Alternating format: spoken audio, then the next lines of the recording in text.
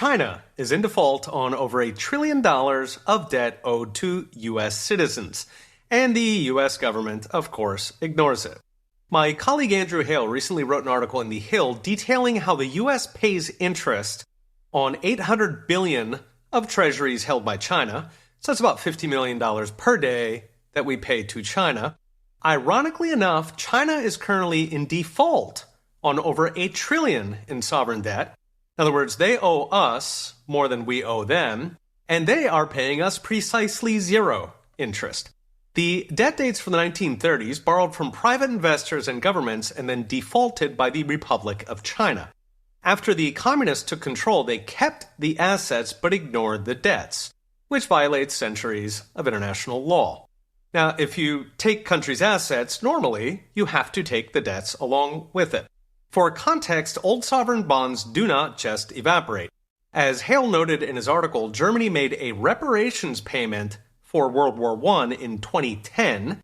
In 2015, Britain paid bonds issued in the 18th century. In fact, in 1987, the British government did receive payment on their Chinese sovereign debt, the same gold bonds, which they got in return for handing China access to British capital markets. Since, after all, governments in default cannot access foreign capital markets. That is another long-established precedent. The U.S., of course, is a different story. As always, we are the suckers who let it slide because our politicians don't have the balls to enforce American interests when it comes to China. Keep in mind, this is debt owed to American citizens, not to our government, so it's not our government's prerogative to ignore it.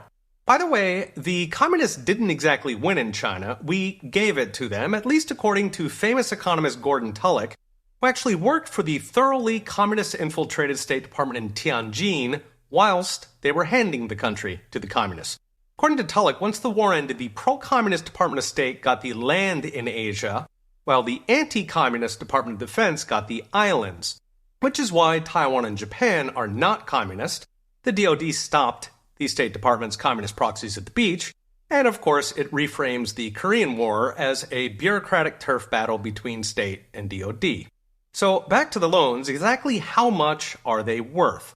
The debts were gold denominated, which was common before FDR, so today they're worth between $1 trillion and $1.6 trillion, so up to double all of the US debt China holds.